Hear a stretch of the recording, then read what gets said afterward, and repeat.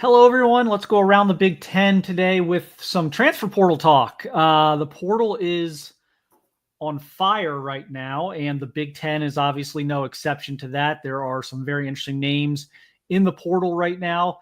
One of the more fascinating things to kind of watch here the last few days is it looks like there's a lot of guys who are transferring within the conference, like Big Ten schools poaching other Big Ten schools. That's a theme we're seeing right now. We're seeing it a little, we're seeing it in the SEC as well. We're seeing it other places, but it seems to be very prominent right now with some big names that the Big Ten is kind of poaching each other right now. But lots of interesting stuff going on here, Chip, the last few days. Let's dive into it. For me, like the quarterback position is always the most fascinating part of the transfer portal because there can be only one guy. You can't, you don't want to be playing 2-3 quarterbacks. The money, the NIL deals that these guys command, and just the domino effect that one can have on 3 or 4 other situations is always really fascinating and is kind of unlike the other positions we're going to be talking about. But some very interesting names in the portal. Beau Pribula from Penn State, the backup at Penn State, is in the portal. He will not be with Penn State for their playoff game. Devin Brown, Ohio State's backup, is in the portal, will be with the Buckeyes for the playoff game for them.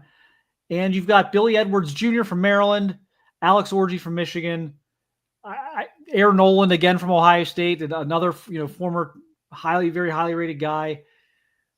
Look at all these options. Like it's almost like a race to the portal. Like 1 or 2 guys went in, and it's like everybody's like, "Well, I better get in too. Better try and get a head start on finding my spot."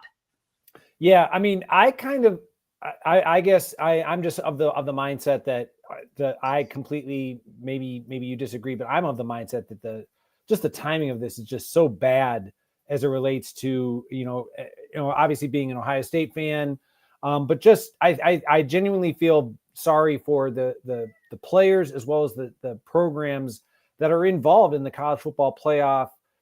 Penn State, you mentioned Beau Pribula. I mean, that's something where James Franklin, like he kind of said, like somebody needs to kind of be in charge of college football because just the timing of this, it's just really unfortunate in the sense that I'm thinking as if I was a player, I want to, like you said, I want to get my spot. I want to make sure that when the music stops that I've got a chair, so to speak. But all right. On the other hand, it's one of these things where you've been a part of a program that is contending potentially for a national championship.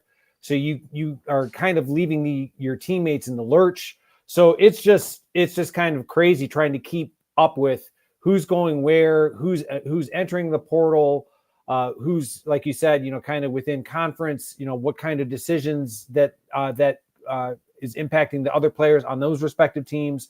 It's truly difficult to kind of keep up with it. Yeah, no, there's no doubt. You can't have free agency during the playoffs. Like this cannot be a thing.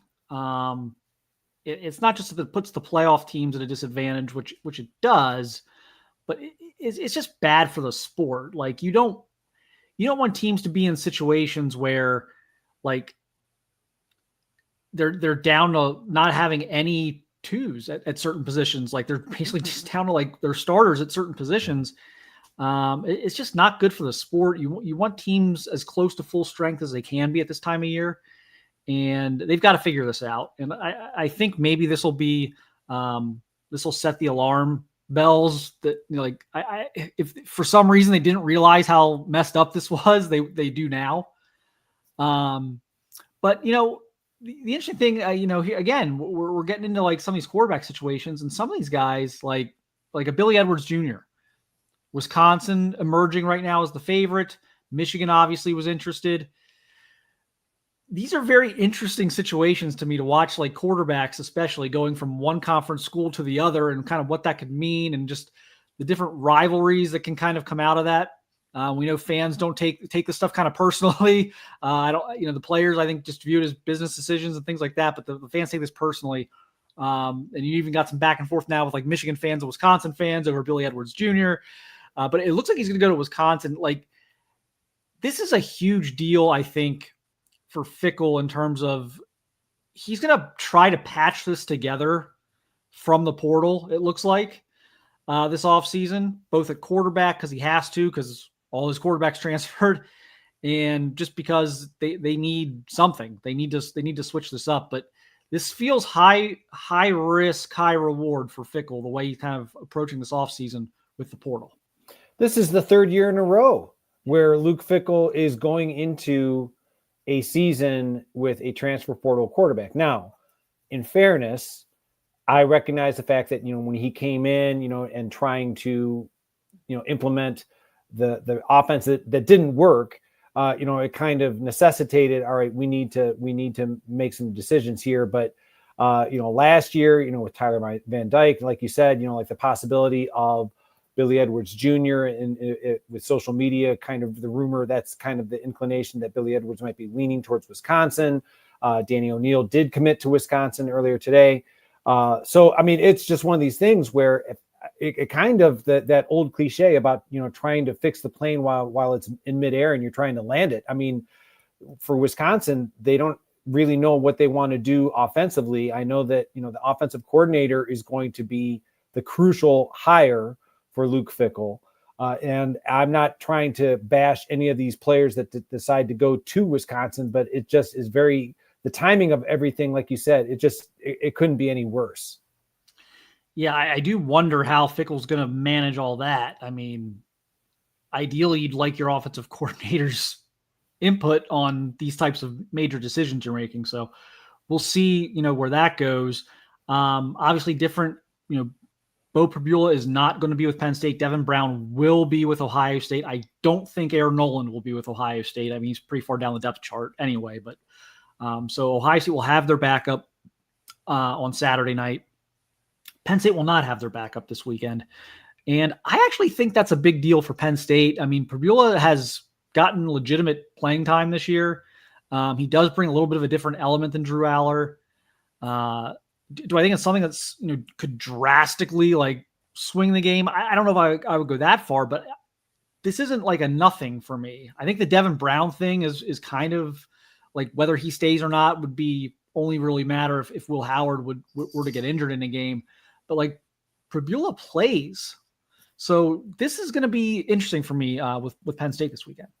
Yeah, I mean, just to kind of touch on both players in their different situations. With Devin Brown, I respect the fact that he when he made his announcement, he said, I want to stay with my brothers and help them win the national championship. And that's all fine and good. And I think it's admirable. What I find what I just kind of question is, all right, I'm just thinking best case scenario, Ohio State goes on this 4-game run. They do win the national championship. Now you're into January. I just don't understand where Devin Brown, I use the idea of like musical chairs, like, okay, unless he has some kind of a secret agreement already made that hasn't been disclosed. And if he does, all power to him. But I'm just kind of wondering how that's going to work in January if he's far down the road with Ohio State as a contributor to their playoff chances. And kind of switching over to Beau Pribula, like you said, he has been a part of Penn State's offense. He's been kind of that changeup, that guy that's been coming in. On a personal level, I respect the fact that, you want these young men to feel happy and feel that they have a chance to progress at the sport that they are successful in. I just genuinely thought maybe I'm over analyzing this. I really thought that he was kind of more the future direction that Penn State offensively wanted to take. No disrespect to Drew Aller. I know that, he's very talented, and he made his declaration that he's going to be at Penn State, which probably was a major factor in Pribula's decision. But getting back to Beau Pribula, that I really thought offensively from what we saw, from Penn State, that not that they struggled with Drew Aller, but I just kind of thought that he kind of represented a little bit more of what Penn State wanted to do offensively. Maybe I'm in the minority on that. But it was kind of that announcement was probably out of this list of quarterbacks that we've seen within the Big Ten. I thought that was probably the most surprising. I think both these situations kind of tell us a little bit about the future of these two programs. I think Beau Pribula's situation obviously tells us, Drew Aller situation, certainly that he's going to be the starting quarterback next year for Penn State. And I think Devin Brown's situation probably gives us some insight into how Ohio State feels about Julian Sayin and Aaron Nolan, for that matter, who also transferred. I think those two transfers tell us a lot about Ohio State's future at quarterback with Julian Sayin. Now, I think Ohio State will go to the portal for a quarterback. And I think the debate has been, are they going to go to the portal for a quarterback for like a veteran depth, third or fourth string body, practice guy, veteran leadership, mentor the young guys, or would they go for a big fish if one comes out into the portal? And the hot name there is Quinn Ewers at Texas. Look, like Arch Manning is going to be Texas's quarterback next year, so Quinn Ewers has a decision to make. Quinn Ewers has to go to the NFL, or he's got to go somewhere else, because they are not going to sit Arch Manning again next year. Like that I have that on very good authority. Like Arch Manning's our quarterback next year. So let's play the what if. Like if you were Ohio State, would you pursue Quinn Ewers? I wouldn't, simply for the fact that it is kind of, the fact that, he was here before, and I realized it was just kind of the timing was just bad with Quinn Ewers. I genuinely believe he is going to the NFL, but that's just one person's opinion. I think that Quinn Ewers, probably, like you said, sees the writing on the wall. I think he's going to try and do what he can to take Texas far into the playoffs and prepare himself for an NFL career. But to your point about going after a veteran to kind of be like that calming mentor leadership person, the chugging off kind of a role that we saw from Ohio State a few years ago. I think that's kind of what the direction that they would take, simply because they do have a lot of young talent in that room, that highly recruited, like the guy that I think that the average fan completely forgets about, but like Lincoln Kienholz. Let's not forget the fact that Lincoln Kienholz, he was thrust into action as a true freshman in the bowl game, wasn't prepared, but he was a guy that, he could have gone to Washington, chose to come to Ohio State because he felt that it would better prepare him. So I think Lincoln Kienholz probably in his mind is like, okay, I'm only one play away, that he can compete for that starting position. We already know about Tavian St. Clair coming in. So I think it would be more along the lines of, all right, let's bring in a veteran guy to kind of be that calming influence. But again, maybe I'm mistaken. I think the Ewers thing is fascinating. There are, in my opinion, so few quarterbacks that could be in the portal that could drastically alter a season for someone next year. I think Ewers is one of them. He's that perfect, like, sweet spot of has not played himself into like the top 10 of the NFL draft. There's a lot of people that think he's like QB 5, 6, 7 even in this upcoming NFL draft. But he's been a very, very good college quarterback. Mm-hmm. So that's going to be interesting. I mean, someone could throw a big $4, $5, $6 million figure at him for 1 year, keep him out of the draft, and say, hey, you can make X amount more by being QB1, QB2 next year versus coming out and being QB5 or something like that. We'll see. Personally, my instinct would be that Quinn has not even made that decision, because his draft stock could drastically change over the next few weeks. Absolutely. So, if Texas sputters, in a few days and he plays poorly, his value, I think, takes a pretty big hit with the NFL. Now, on the other side of things, I think there's guys he can jump, certainly can play his way very, very highly. Gosh, we saw, and this is kind of a different situation, but like just as an example of how a 3 or 4 game stretch can change your fortunes, like Cardale Jones probably should have went pro after his championship run at Ohio State, because people were talking about him like working his way all the way into the late first, early second round off of like a nothing sample size, like a 3 games sample size basically. And this is obviously, Ewers has a much more clear body of work here, but if he would get hot and they would go on a run here, I mean, that could cost, or that could be worth millions of dollars to him in the NFL draft pecking order. So that's going to be interesting for me to watch. With some of these other guys, like, again, Edwards is looking like Wisconsin. Alex Orji, should he not change positions at this point? Like, what are we doing here? Yeah, I mean, and this is, maybe I'm probably mistaken in this analogy, and I'm drawing a blank. I can't believe I am, but the Penn State quarterback who transitioned to fullback for the San Francisco 49ers, he played quarterback. I mean, we're talking again, 20 years ago. I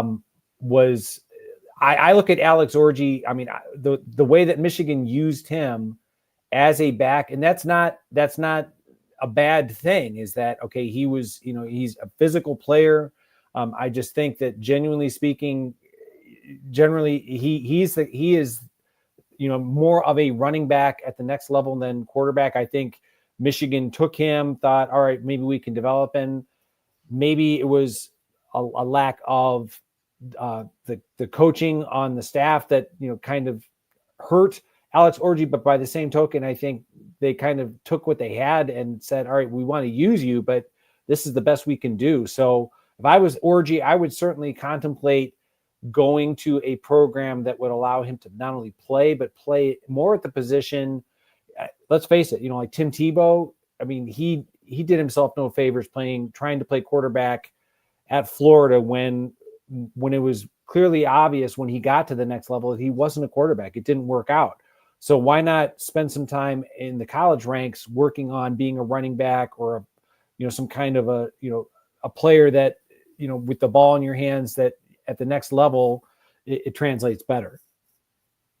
Yeah, I would start the H-back conversion right now, but we'll see what happens there. That's tough to get guys off of that sometimes.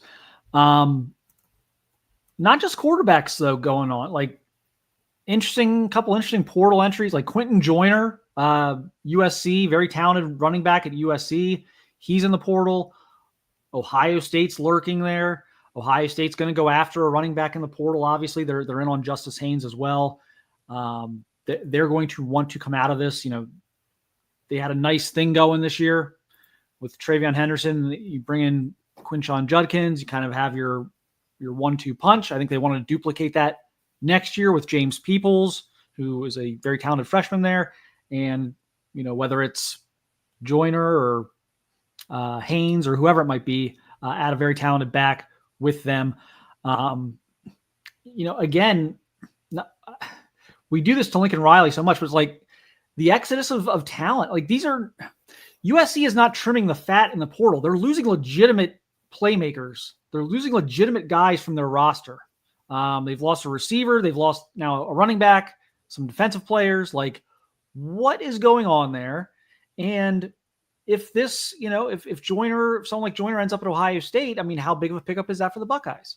That'd be huge. And three quick thoughts. The first is Michael Robinson was the Penn State quarterback. It was driving me insane, so I had to do that. Secondly, to your point about USC, and let's throw out Quinn Ewers. Like, who wouldn't want, like USC could benefit from that. But to your point, the larger point about USC, this is a pivotal offseason. We're not in the offseason yet, but it's going to be when you talk about the loss of talent that USC is experiencing. They're not paying. I say this, and I'm not gunning for anyone's job, that I don't want to see anyone lose their job, but the USC powers that be are not paying the money that they are to Lincoln Riley to be in the Las Vegas Bowl against Texas A&M. They are expecting big results, and they're not getting. And the exodus of talent via the transfer portal, or possibly declaring for the NFL draft, certainly isn't helping. So, I mean, it's going to be interesting to see what direction Lincoln Riley takes, when the 2024 season ends for USC. Yeah, so that'll be one to watch as well. Potential Big Ten to Big Ten movement. I know Ohio State's really after Joyner. Another interesting player enters the portal today. Minnesota redshirt freshman offensive tackle Philip Daniels. Now, this is the type of player who could command a very big market. He started the last 4 games as a freshman for Minnesota at right tackle. Played very well there. Was in line to, of course, be their starter next year. Has theoretically 3 years left. Premium position. Ohio State's already expressed interest in the last couple hours since he entered the portal. I suspect Ohio State's not going to be the only major program to do so. I suspect he's going to have a lot, especially in the Big Ten. The teams that have seen him or know him are going to be very, very active with Philip Daniels. This is a kid who came out of Cincinnati Princeton a couple years ago, was super talented, super athletic. I thought it was a steal at the time for Minnesota. Just needed a little seasoning, just a little more experience, and has developed himself into a pretty good prospect here. Again, Philip Daniels, what, Ohio State obviously probably searching for 2 tackles, right, in the portal? Oh, yeah. Well, I can't imagine that it's only 2. I would just, I think Philip Daniels, that has to be a call. I mean, as well as I do, and I apologize if I offend anyone that is from the Cincinnati area, but Cincinnati, the people down there and traditionally, like it's kind of like this weird relationship with Ohio State. So I don't want to, just because he's from Ohio, presume that, an Ohio kid, he'll naturally want to play for Ohio State. Cincinnati kids kind of, like they traditionally have kind of marched to the beat of their own drummer. That being said, you would know better than I if Philip Daniels grew up maybe an Ohio State fan and was feeling snubbed and hurt by the fact that Ohio State didn't recruit him and he went to Minnesota. Like you said, he, potentially with 3 years of eligibility, he could slide right in to a critical position on the Ohio State offensive line. But absolutely, Ohio State has to be hitting the transfer portal for offensive linemen, not only to start, but for depth purposes, because we've seen it as Ohio State fans. We've seen 2 significant injuries to the offensive line, and they're trying to make do as best they can with reshuffling and moving players around. But let's face it, going into next year, you're going to be losing players to eligibility. They basically are done. So the Ohio State offensive line is going to have to be completely reconfigured again. So Philip Daniels would be a plug-and-play starter at right tackle. The fact that he's from Ohio is just the cherry on top, so to speak. Yeah, so he came out of Princeton High School, which is the same high school that Paris Johnson came out of after he transferred from St. X. So there's a relationship there with Paris Johnson. Daniels camped at Ohio State. They didn't offer him.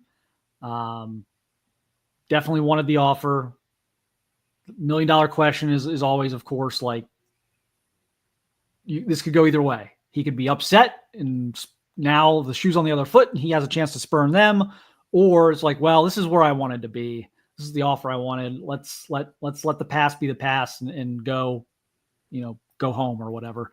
I think Ohio State's probably going to get Philip Daniels, and I think that's going to be a big pickup for them if that happens. But that's my read on it so far. Just him being in the portal a few hours, but that's my read on it so far, is that Ohio State's going to be tough to beat for Philip Daniels as a landing spot.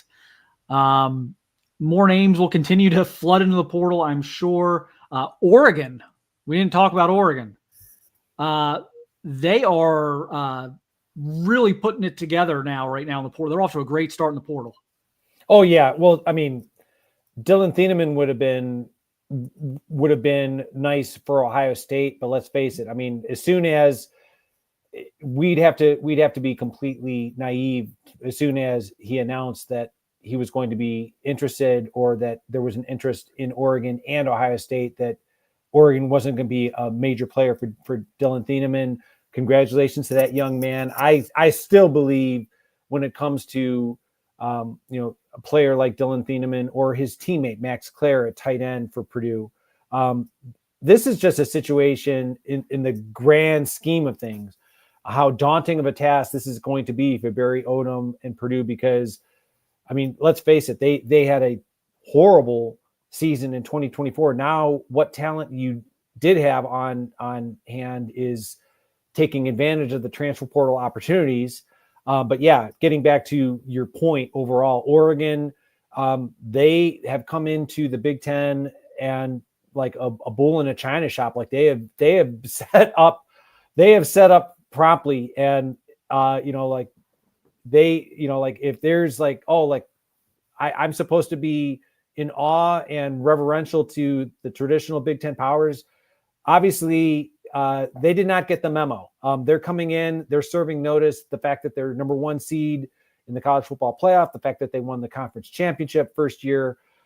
We talked last week about how nice the schedule in 2025 sets up for them. And oh, by the way, we're just going to restock an already talented roster via the transfer portal with players like Dylan Thieneman and others, just to kind of make sure that, we're going to be here and you better get used to it. Yeah, that was one of the big transfer portal pickups so far of like this first week was Dylan Thieneman to Oregon. Very, very talented safety that Ohio State also wanted. So they beat Ohio State out. It's kind of a head-to-head there. They got the first visit and he canceled the Ohio State. So it just never – right. They were able to kind of go in there, swing first, and they hit the home run and ended the game. So really, really nice pickup there for Oregon, who continues to roll high school recruiting transfer portal on the field. Dan Lanning is got things rolling right now in Eugene. So that was a huge pickup there. We'll continue to stay on top of this stuff. We're going to also, our midweek episode, we're going to talk about the playoff games this coming weekend. Obviously, we'll talk the Big Ten angles and things like that, but we'll talk a little bit about all of them. Do the playoff predictions and any new portal news, because we're a couple days away from recording our midweek episode, and a couple of days in transfer portal time is an eternity. So there could be like 20 big names in the portal between now and then that we haven't even talked about. So exactly. We will stay on top of all that with you guys as well. But just want to go over the portal stuff. Fascinating time right now. A lot of Big Ten schools jockeying for position right now in the portal, trying to get themselves situated for next year. You've got kids transferring from one Big Ten school to the other. You've got Big Ten schools going head to head for some of these big names that are both in the conference and from out of conference. So all sorts of craziness going on. It is definitely the crazy time of year with the portal, but that's going to do it for this episode. Again, we'll be back here in a couple of days with playoff predictions and previews and any pertinent transfer portal updates. But thanks everyone again for watching and listening, and we will see you soon. Goodbye.